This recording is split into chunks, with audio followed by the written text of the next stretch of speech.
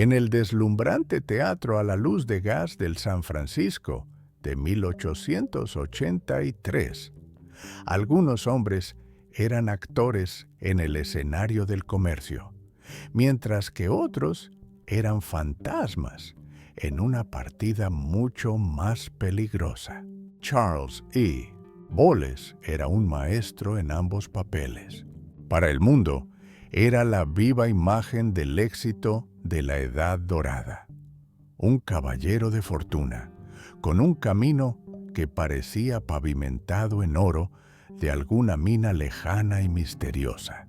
Se movía por los mejores hoteles de la ciudad como un rey inspeccionando sus dominios, con un sombrero bombín nuevo perfectamente ladeado, un alfiler de corbata de diamante brillando en su garganta como una estrella capturada y un bastón que giraba al ritmo de una confianza inquebrantable.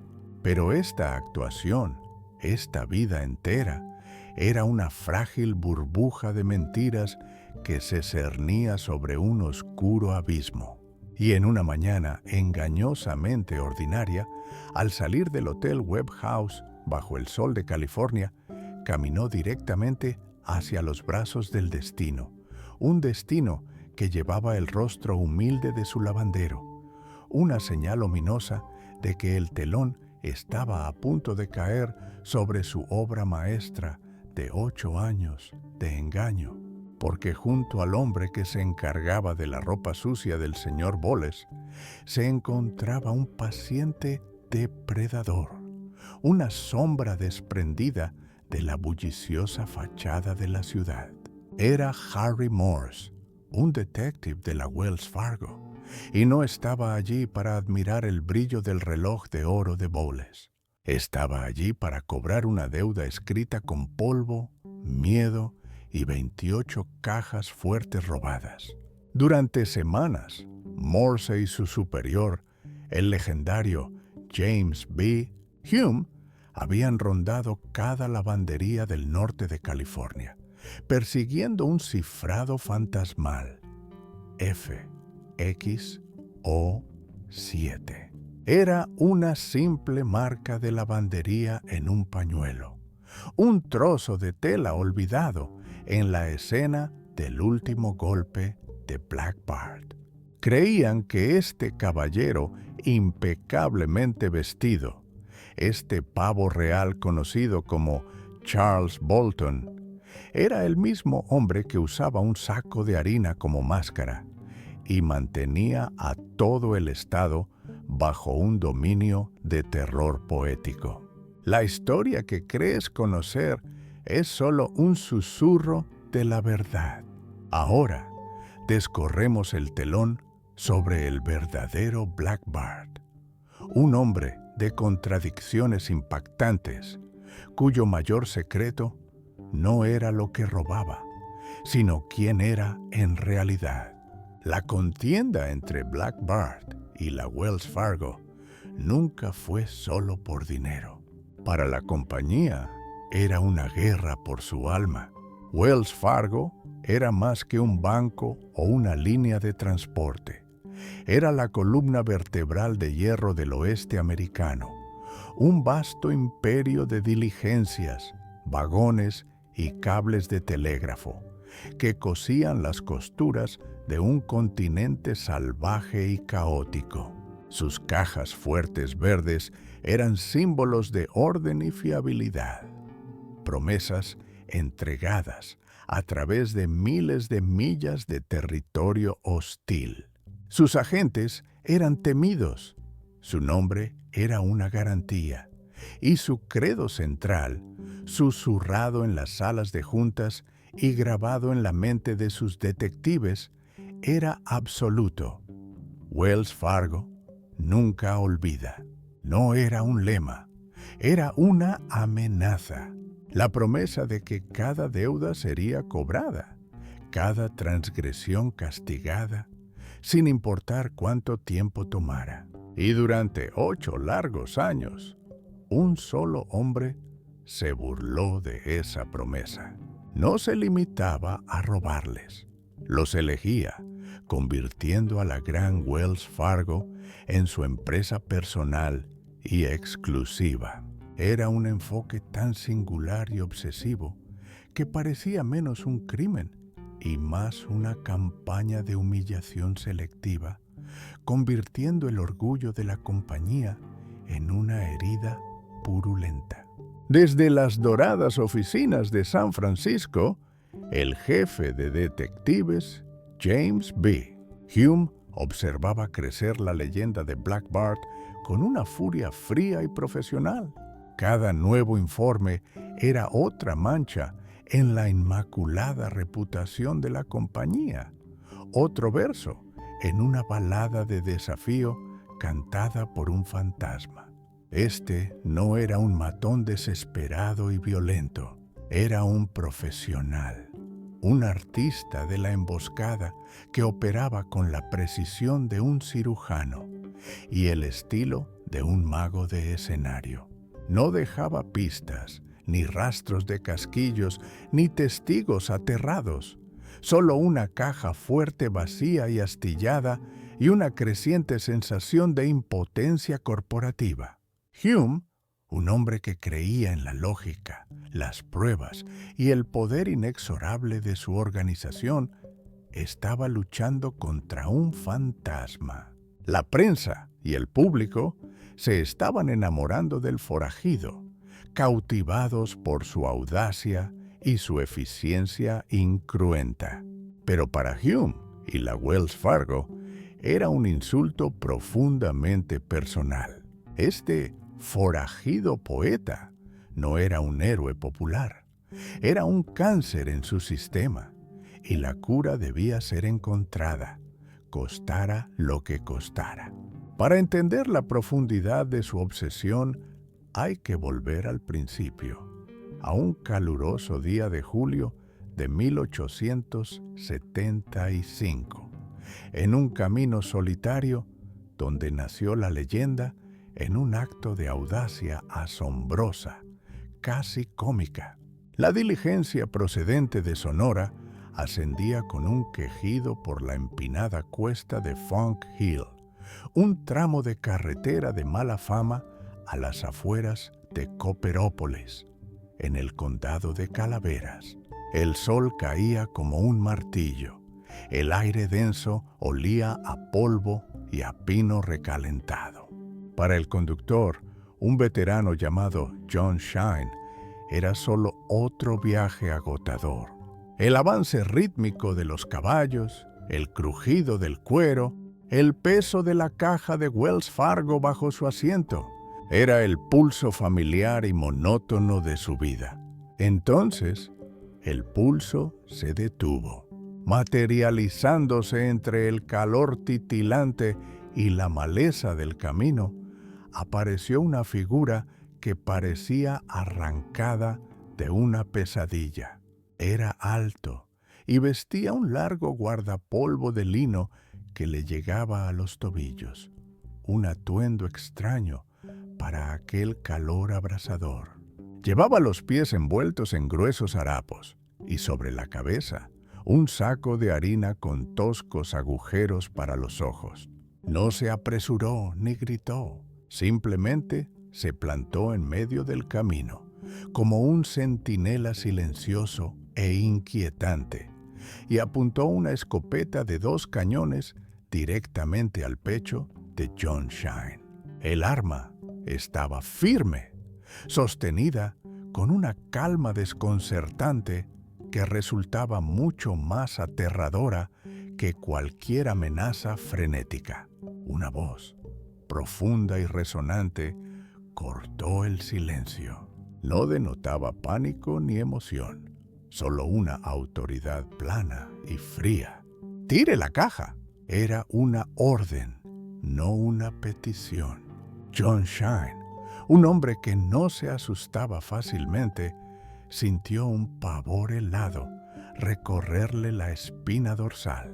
Su mano pudo haberse movido instintivamente hacia la escopeta que descansaba a su lado, pero la figura en el camino hizo un gesto sutil. Si se atreve a disparar, gritó la voz hacia el paisaje silencioso, denle una descarga. Los ojos de Shine se desviaron hacia la ladera rocosa y allí estaban. A través de los enmarañados arbustos de manzanita, pudo verlos. El destello del sol sobre el acero. 1, 2, 3, al menos media docena de cañones de rifle, todos apuntándole directamente, sostenidos por una banda oculta lista para desatar una tormenta de plomo. Cualquier pensamiento de heroísmo se evaporó. Aquello no era un duelo, era una ejecución a punto de ocurrir, con movimientos lentos y deliberados. Shine obedeció, arrojando la pesada caja fuerte con bandas de hierro desde la diligencia. Aterrizó en el polvo con un golpe sordo y definitivo. La solitaria figura nunca bajó su escopeta.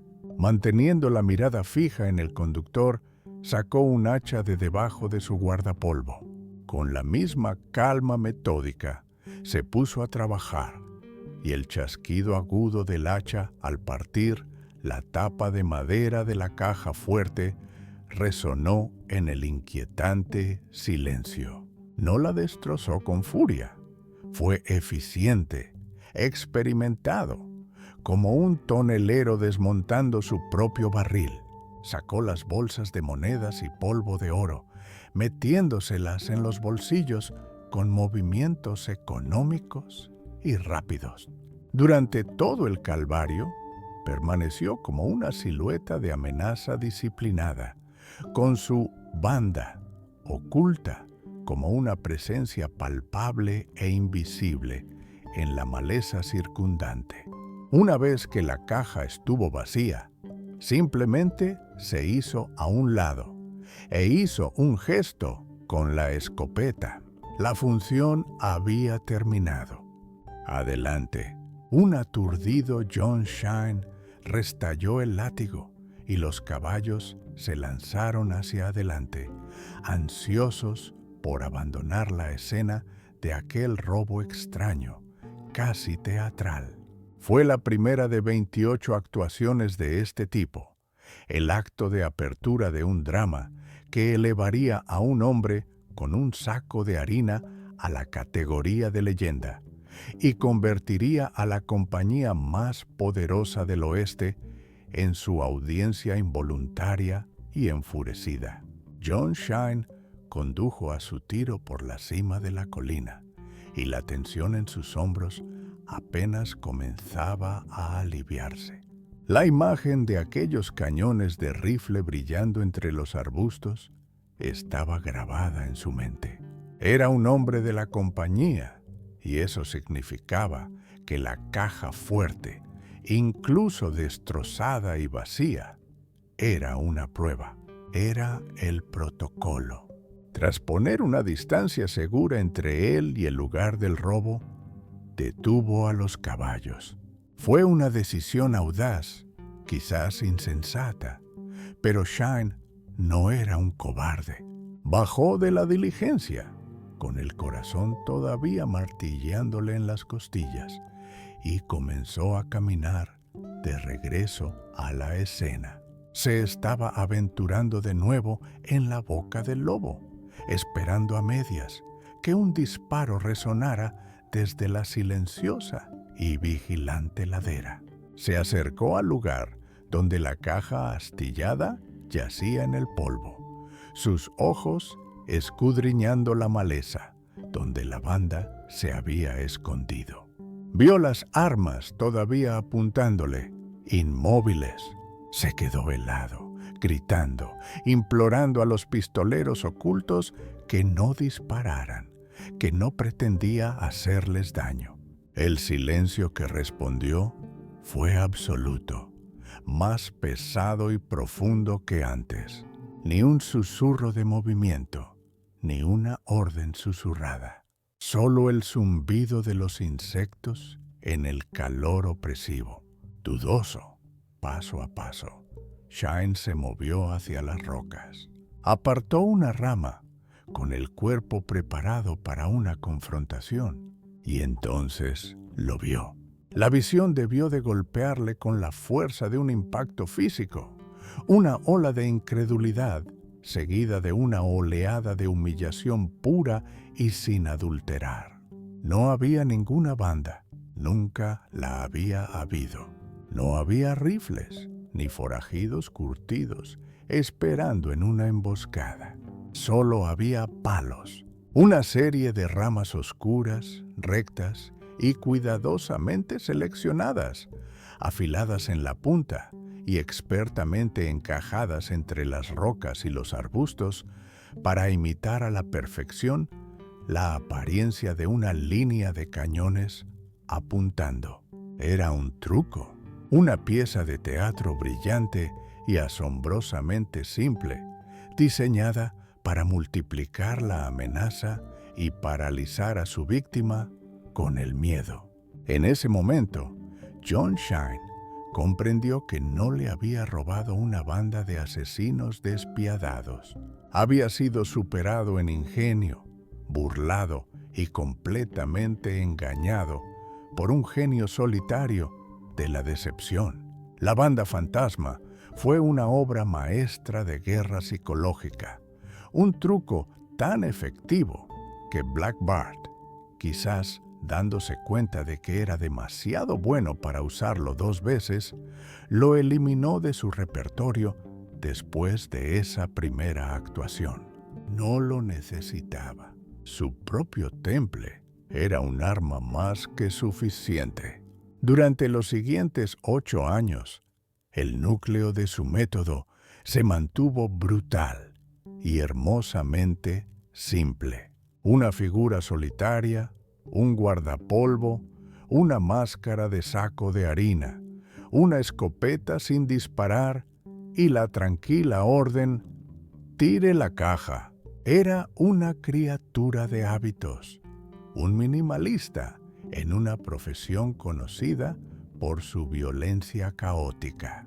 Pero en 2 ocasiones rompió su propio patrón y en esos momentos reveló un atisbo del hombre detrás de la máscara. No era solo un ladrón, era un egotista, un hombre de espectáculo que ansiaba un público y un escenario. Tras su tercer robo, el 3 de agosto de 1877, el atraco a la diligencia de Russian River, cerca de Duncan's Mills, decidió que el acto del crimen en sí no era suficiente. Necesitaba firmar su obra. Cuando el conductor y el agente, aún conmocionados, recuperaron más tarde la caja fuerte violentada, encontraron algo dentro, además de madera astillada, y el fantasma del oro de su compañía. Era un trozo de papel. En él, con una letra clara y firme, había un verso. Era tosco, desafiante y rebosaba desprecio. Decía: he trabajado mucho y duro por el pan, por el honor y las riquezas, pero sobre mis callos demasiado tiempo habéis pisado, malditos hijos de perra. Esto era más que una confesión. Era una declaración de guerra, un dedo corazón poético apuntado directamente al corazón del imperio de Wells Fargo. Se estaba burlando de ellos, echando sal en la herida de su impotencia. El verso en sí, con su ritmo tosco y su amarga queja, insinuaba a un hombre que se sentía agraviado, un hombre que veía sus crímenes no como un robo, sino como una forma de justicia legítima, aunque profana.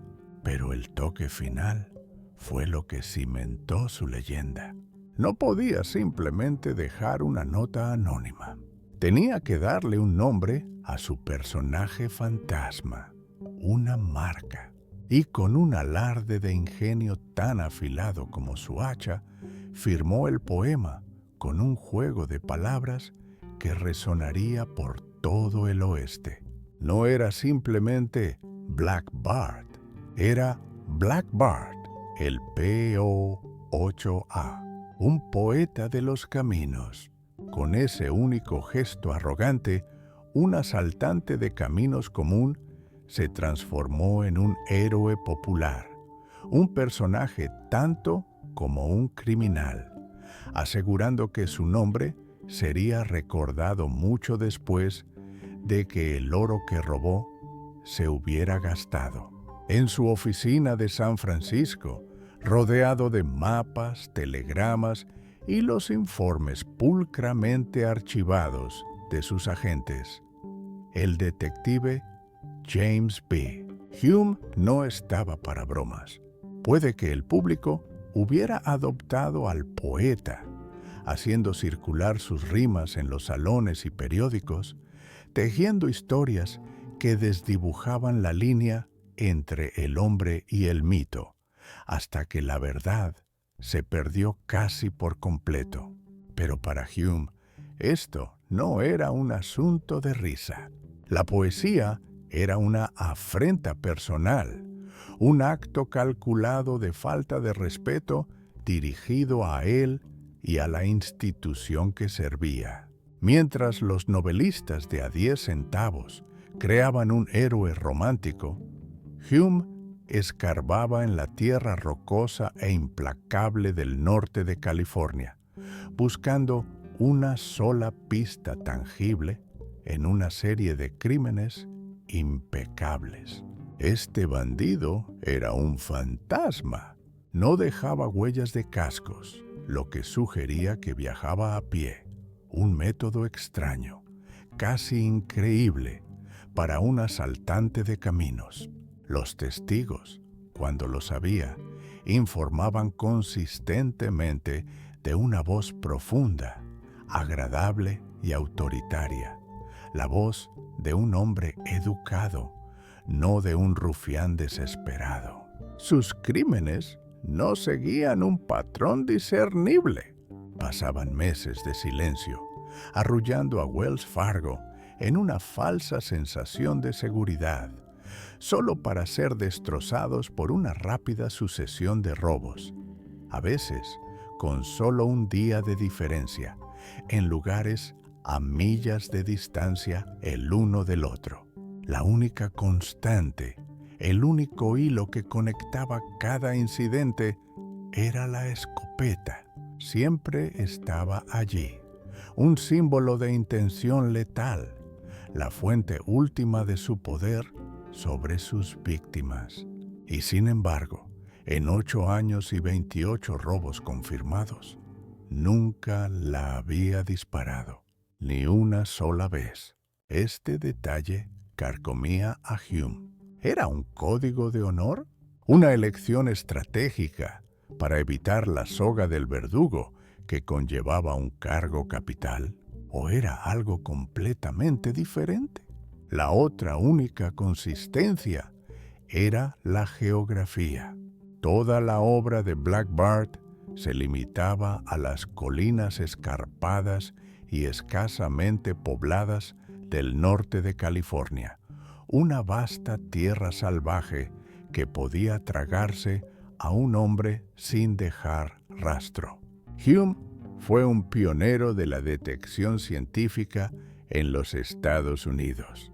Era un maestro en las nuevas artes de la balística, un purista en la disección meticulosa del modus operandi de un criminal, y uno de los primeros defensores del sistema de fotografías de prontuario para la identificación. Era un hombre de la era moderna, un creyente en los sistemas y los datos.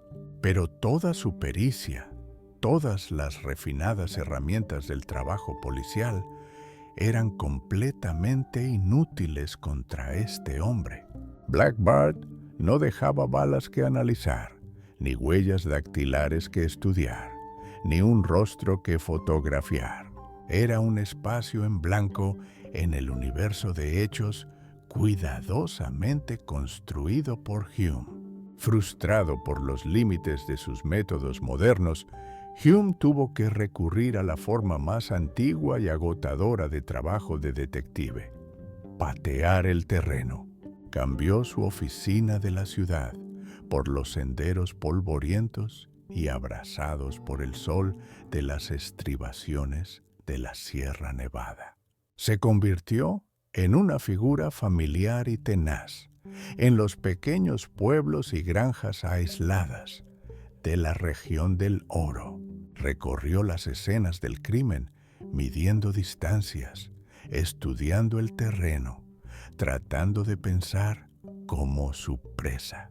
Pasó incontables horas hablando con granjeros, buscadores de oro, tenderos y agentes de las estaciones de diligencias, recopilando pacientemente fragmentos de información, anécdotas aparentemente inconexas y observaciones fugaces. Buscaba un patrón no en los crímenes, sino en el propio paisaje. Durante meses no obtuvo más que pies doloridos y callejones sin salida. Pero a finales de 1882, el trabajo de campo implacable y paciente comenzó a dar sus frutos.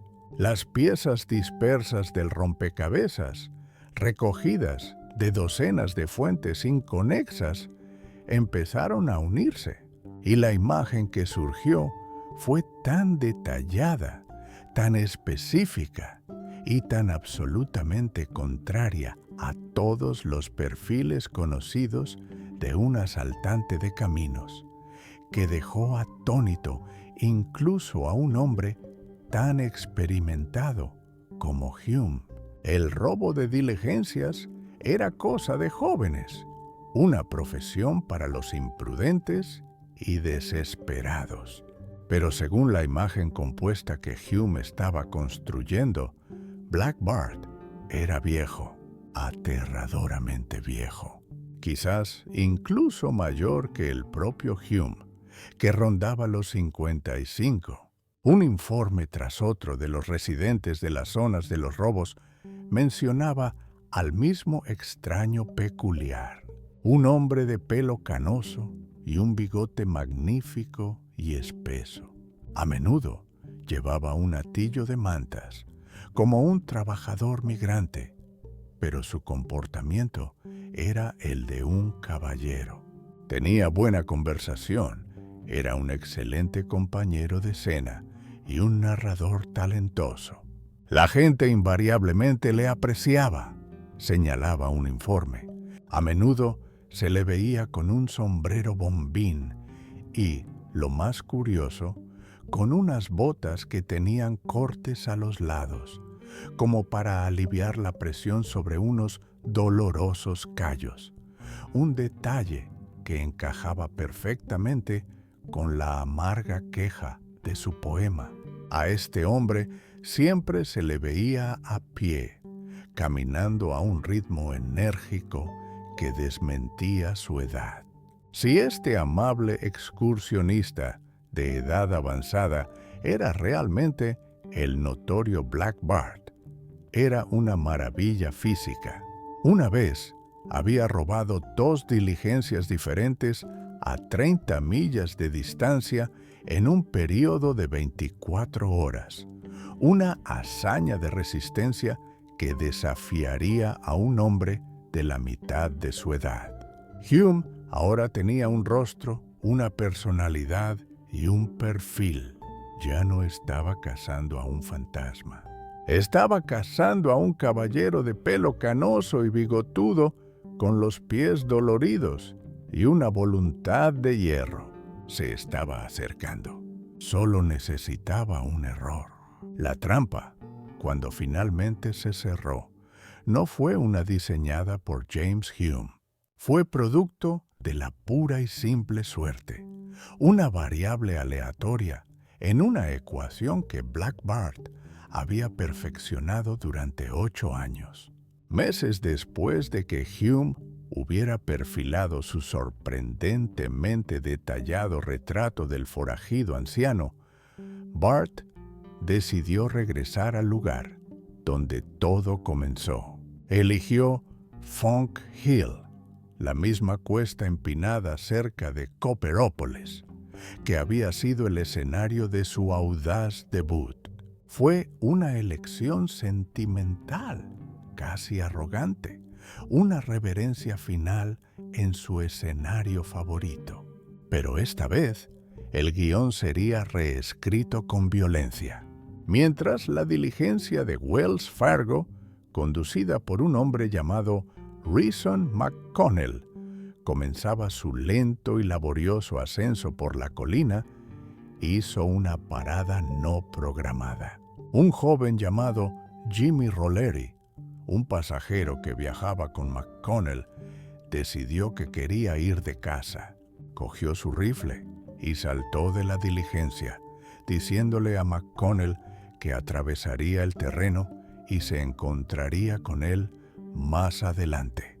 Dicho esto, Rolleri desapareció entre la misma maleza donde años antes Black Bart había montado su banda fantasma.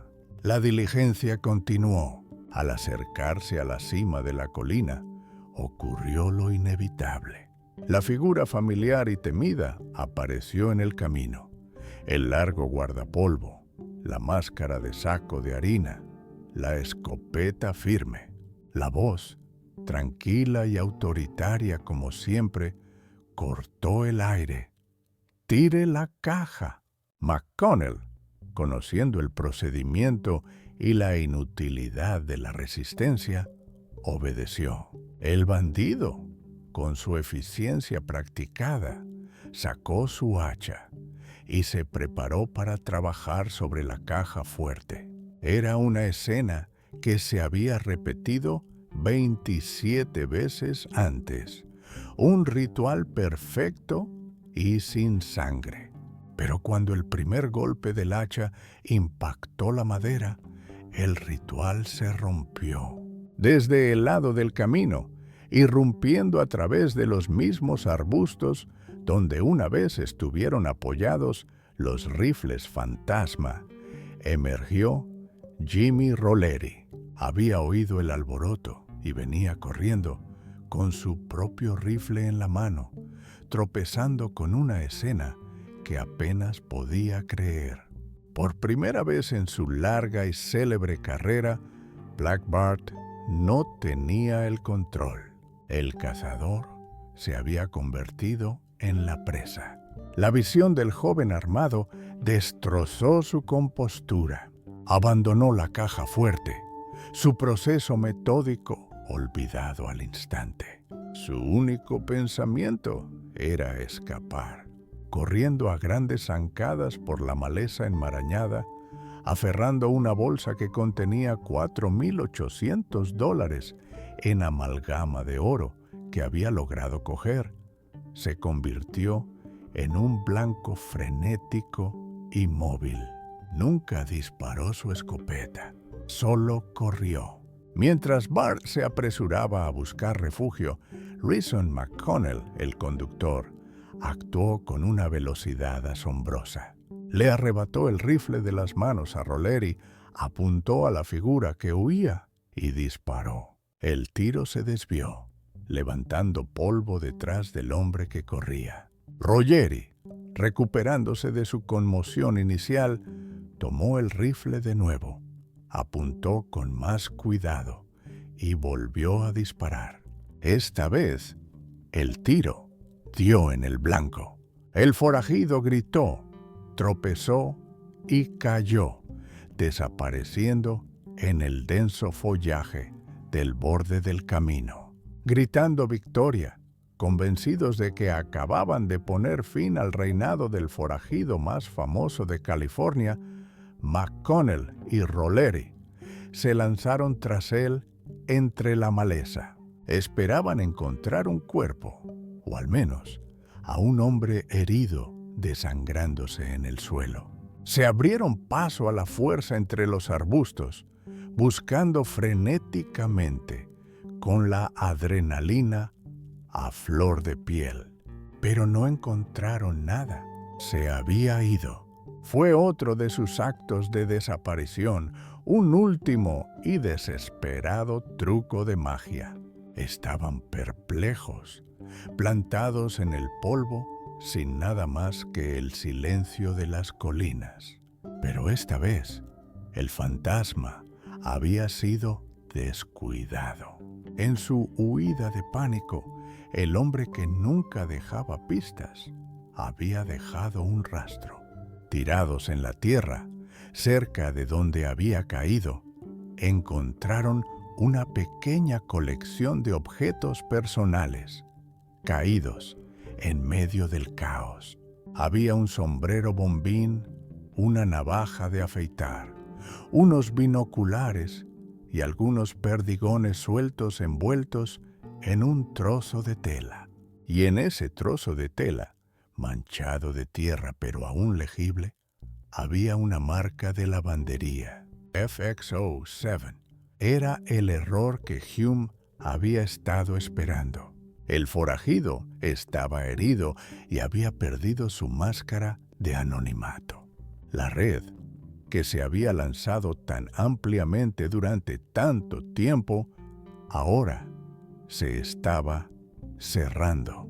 Aún pasarían varias semanas antes de que se enfrentara al arresto. Pero ese día, en Funk Hill, la leyenda de Black Bart llegó efectivamente a su fin. En el frío y húmedo silencio de una celda de San Francisco, el hombre que se hacía llamar Charles Bolton tuvo mucho tiempo para reflexionar. Ya no era el elegante magnate minero del Hotel Webb House. El alfiler de diamante había desaparecido. Su paso seguro reemplazado por el andar cansado de un hombre cuyo largo juego finalmente se había agotado. Su captura, cuando llegó, no fue un tiroteo dramático, sino un asunto tranquilo, casi anticlimático. La marca de lavandería, FXO.7,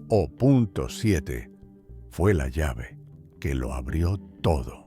Después de una meticulosa búsqueda de una semana en cada lavandería de la ciudad, el detective Harry Morse finalmente encontró la que reconocía la marca. El empleado identificó al propietario como el señor Charles Bolton, un caballero respetable que vivía en una serie de hoteles de lujo. Cuando Morse y Hume se enfrentaron a él, no se encontraron con un criminal curtido, sino con un hombre anciano y digno que los miró con un aire de nobleza ofendida. Sus primeras palabras fueron una negación desafiante, casi patética. «Soy un caballero». Morse admitiría más tarde que Boles no parecía en absoluto un ladrón. Era la viva imagen de la respetabilidad, la última persona de la que sospecharías que fuera un notorio asaltante de caminos. Pero bajo el peso del interrogatorio paciente e implacable de Hume, la fachada de Charles Bolton se desmoronó y la verdad sobre Charles E. Boles salió a la luz. Era del Medio Oeste, nacido en Nueva York y criado en Illinois.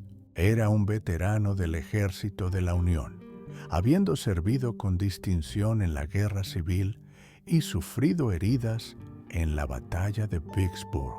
Después de la guerra, regresó a casa con su esposa e hijos.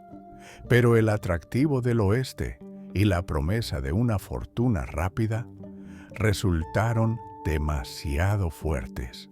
Abandonó a su familia, dirigiéndose a los campos de oro de Montana e Idaho, y al hacerlo, desertó para siempre de la vida de un hombre corriente. Era una historia común a miles de hombres que llegaron al oeste, pero el camino de Boles tomó un giro más oscuro. Afirmó que un enfrentamiento con agentes de Wells Fargo, que lo habían expulsado de su concesión minera, lo había puesto en su camino de venganza. Si esto era la verdad o una justificación interesada creada para añadir un motivo noble a sus crímenes, nunca lo sabremos con certeza. Había creado una nueva identidad, una nueva vida construida sobre una base de mentiras y oro robado. Su método era tan brillante como simple. Se hizo pasar por Charles Bolton, un exitoso ingeniero de minas, un papel que le dio la coartada perfecta para viajar y explorar las áreas remotas y escarpadas del norte de California, sin levantar sospechas. El dinero que robó, un total de poco más de $18,000 en 8 años, una suma principesca en la época, no lo malgastó en juegos de azar y vicios. Lo invirtió en su actuación. Lo usó para financiar su cómoda vida en San Francisco, para comprar la ropa fina, los alfileres de corbata de diamante y los relojes de oro que eran el vestuario para su papel de caballero. Sus frecuentes viajes al campo, justificados como negocios, eran en realidad sus excursiones profesionales, robos meticulosamente planeados y llevados a cabo a pie, dependiendo de su increíble resistencia física. Era un ladrón viviendo a la vista de todos. Su disfraz no era un saco de harina, sino un traje de 3 piezas y una capa de refinada civilidad.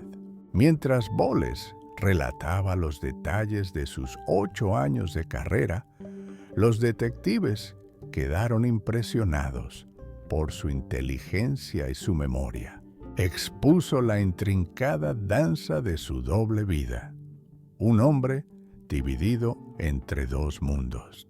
Pero entonces, Hume y Morse le preguntaron por los perdigones, las pequeñas postas encontradas envueltas en aquel fatídico pañuelo con marca de lavandería. Era la única munición recuperada de cualquiera de sus escenas del crimen.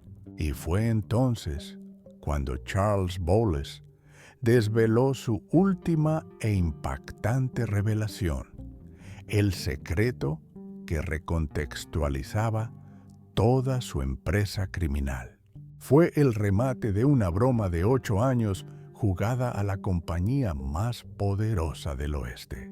Convirtió la imagen del amenazante forajido con escopeta en un maestro ilusionista. En todos sus 28 robos, en todos sus años aterrorizando a conductores de diligencias y manteniendo a todo el estado como rehén con su reputación de eficiencia despiadada, Black Bart nunca había cargado su escopeta. El arma que era la fuente de su poder, el símbolo de su amenaza, no había sido más que un accesorio. Su mayor arma nunca fue la pistola, fue el miedo en la mente de sus víctimas. El juicio de Charles E. Bowles fue tan inusual como su carrera criminal. Era a todas luces el ladrón de diligencias más exitoso en la historia del oeste americano, un hombre que había atormentado a la Wells Fargo durante casi una década. Sin embargo, no pagaría el precio completo por su prolífica carrera. Desde el principio, Bowles fue un prisionero cooperativo. Quizás, viendo la inutilidad de seguir resistiéndose, o quizás, como una jugada estratégica final, colaboró con las autoridades. Había vivido bien, pero no había sido un derrochador. Una parte significativa de su fortuna robada había sido guardada y pudo guiar a la Wells Fargo hasta una porción del botín no gastado.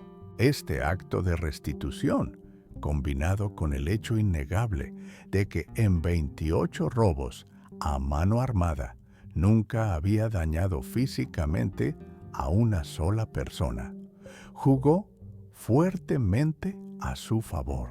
La fiscalía, probablemente a instancias de una pragmática Wells Fargo, ansiosa por cerrar este embarazoso capítulo, le ofreció un trato.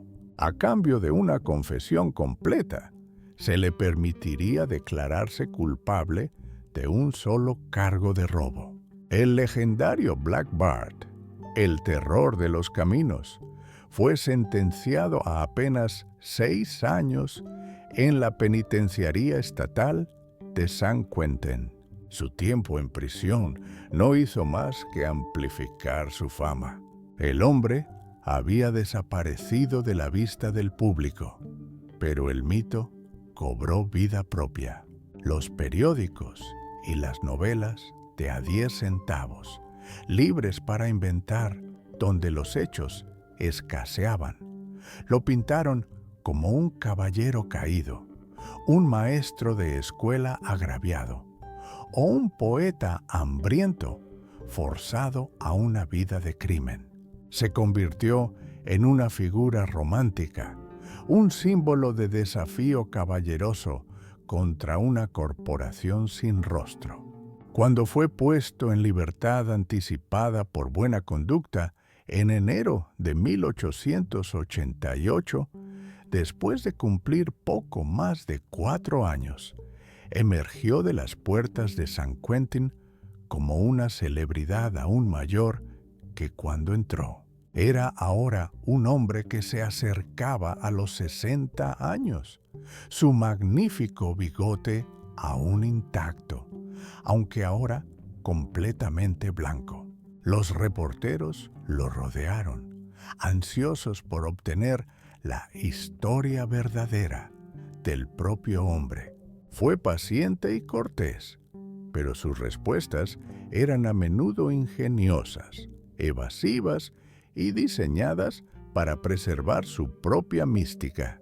Cuando un joven reportero, buscando una cita sensacionalista, le preguntó al viejo bandido si planeaba seguir escribiendo poesía, Boles lo miró con una mirada cansada e irónica y respondió: «Joven, ¿no acaba de oírme decir que no cometeré más crímenes?» Lo que sucedió después es donde termina la historia de Charles E.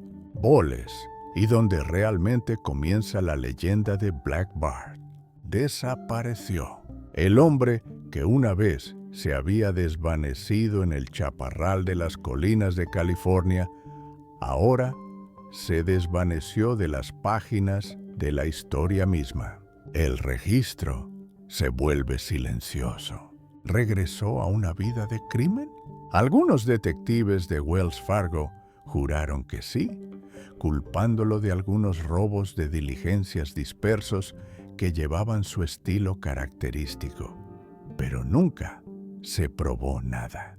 Una historia persistente afirmaba que Wells Fargo, aterrorizada de que reanudara sus viejas andanzas, le pagaba una pensión de $200 al mes para que simplemente se mantuviera alejado de sus diligencias por el resto de su vida, una victoria final e irónica para el bandido poeta. Otro relato lo sitúa en la ciudad de Nueva York, viviendo sus últimos días en la oscuridad hasta su fallecimiento en 1917.